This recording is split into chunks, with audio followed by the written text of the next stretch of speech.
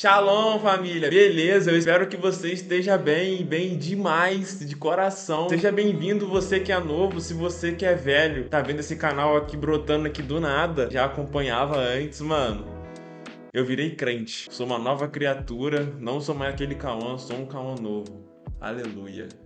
Bom, família, eu espero que você esteja lendo muito a sua Bíblia, fazendo seu devocional aí, porque hoje você vai tomar pedrada. Deus tem ministrado muito no meu coração sobre qual é a sua muleta espiritual. Antes da gente entrar nesse assunto, eu queria te explicar o que é a fé. A gente na igreja fala, a gente lê na Bíblia, a gente professa a nossa fé, nós falamos que nós cremos em Cristo, que nós somos de Cristo, mas o que é a fé? Como fundamentar em palavras o que é a fé que nós temos em Cristo? Tem uma palavra que diz lá em Mateus 21, 22, vai contar a história de Jesus e a figueira. E Jesus estava com seus discípulos, e seus discípulos estavam indo fazer compras na cidade. Jesus chega na figueira, fala, você não vai ter mais frutos, não vai ter mais figos, né? Figueira rapidamente ela murcha. E os seus discípulos vendo isso, eles chegam a Jesus e perguntam como que a figueira murchou tão rápido. E Jesus pega e responde, em verdade vos digo, se tiver fé e não duvidar, não somente fareis o que foi feito à figueira, mas até mesmo se você disser a este monte, erga-te e lança-te ao mar, de tal maneira isso acontecerá. Mano, se nós tivermos fé e a gente mandar a montanha pular no mar, que doideira é essa, cara? Jesus não mente, então realmente, se você tiver mesmo fé que isso vai acontecer,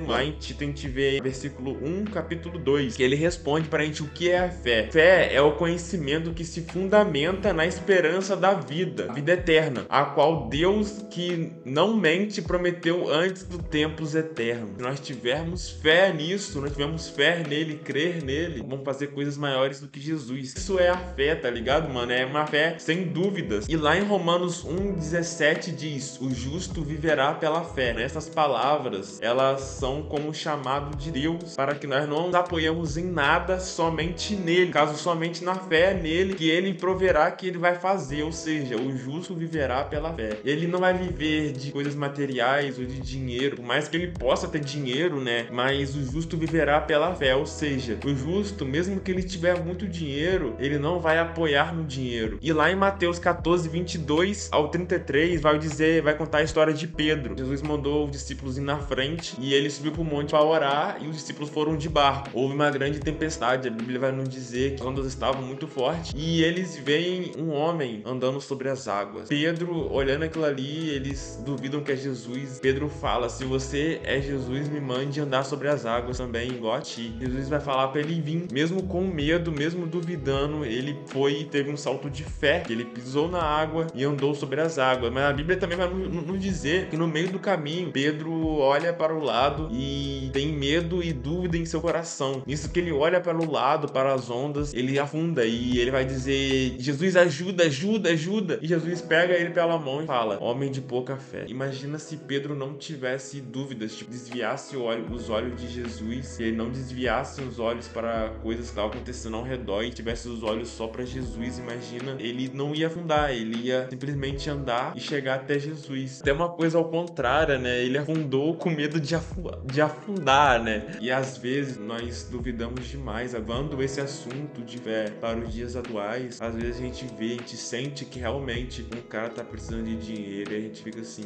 mas eu preciso mais, eu preciso desse dinheiro para poder pagar uma conta. Eu preciso de dinheiro para isso, para aquilo. E eu preciso de uma namorada.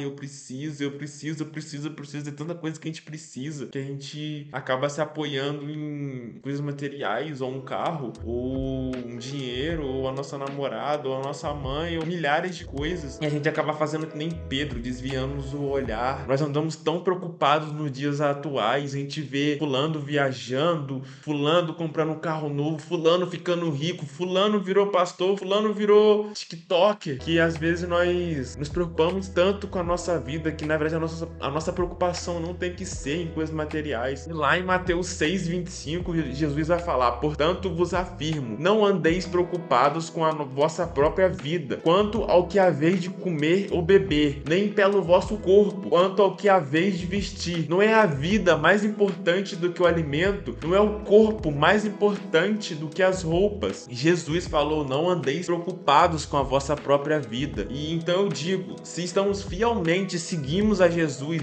nós cremos nele que ele é nosso Salvador, cremos nele que ele vai fazer, no mais ele vai fazer. Nós não precisamos nos preocupar com nada. Deus é fiel, mas ele é fiel para quem é fiel com ele. Deus, ele nos chama para uma fé doida, uma fé sobrenatural. O evangelho é coisa de doido, pois nós acreditamos mais no invisível do que no visível. Deus, ele prefere agir no impossível mais do que no possível. O que nossos olhos não veem, o que nossa mente não acredita, ele faz. Eu nunca vou parar de dizer que o evangelho, eu amo esse negócio. O evangelho é coisa de doido. Cara, eu me identifico tanto. A Bíblia vai dizer que Abraão é o nosso pai de fé, né? Que Abraão, ele foi um cara muito brabo. E a maior qualidade de Abraão era obedecer a Deus acima de tudo, por mais que ele não visse. Aí em português foi pra Deus, né? Por mais que ele não visse, ele acreditava, ele obedecia. Deus mandou ele sair da sua parentela e ir pra uma terra onde ele não conhecia ninguém. Deus mandou ele matar o próprio filho, que era o filho da promessa dele, e ele foi lá e fez. Não chegou a fazer, né? Deus interveio antes, mas ele foi lá e tá pronto pra fazer, pra agir. Um ato de fé. Abraão era muito doido. Provérbios 5, a Bíblia vai nos dizer: confia no Senhor de todo o seu coração e não te apoie em seu próprio entendimento. Não te apoie em leis humanas, em sim leis divinas. 1 Coríntios 2:5, Paulo vai dizer que a fé que vocês têm não se baseia na sabedoria humana, mas no poder de Deus. Ou seja, não confie na sabedoria humana. Ele prefere agir em coisas impossíveis. Ficamos com tanto medo. Como é que fulano vai achar se eu postar um vídeo de Deus na internet? Fulano vai achar se eu entrar para a igreja? E a Bíblia vai nos dizer aqui em Mateus 12, que vai falar: eu vos afirmo, amigos, não temais os que podem matar o corpo, todavia, além disso, nada mais conseguem fazer. Contudo, eu vos revelarei a quem deveis temer. Temei aquele que depois de matar o corpo tem poder de lançar sua alma no inferno. Sim, eu vos afirmo a quem deveis temer. Mano, pra quem a gente vai temer? A pessoas, o que as pessoas vão achar. O que a gente deve temer é a Deus acima de tudo, mano. E agora, nesse momento, eu queria que você sentasse e meditasse um pouco nisso. Faça essas perguntas pra vocês. Estamos nos apoiando em algo além do Senhor? Estamos fazendo algo de muleta? Estamos confiando mais em nossa vida social, mais em nossos amigos do que realmente em Deus, mas realmente em Cristo? E eu queria mesmo que vocês realmente pensassem bem nessas perguntas e meditassem nelas. E vocês podem me perguntar: como eu posso apoiar mais em Deus do que no dinheiro? Eu tenho tanto dinheiro.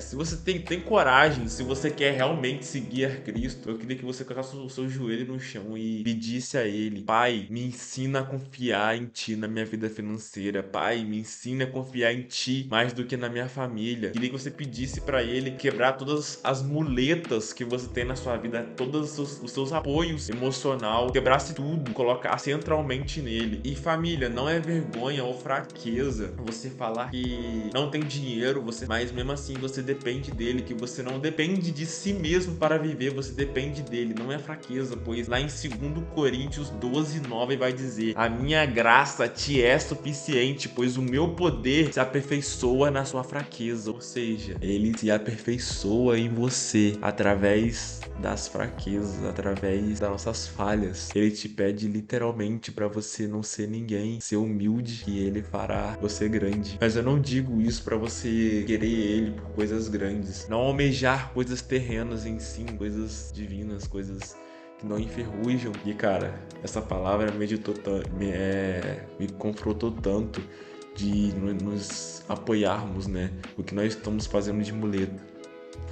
E eu espero que tenha edificado você também.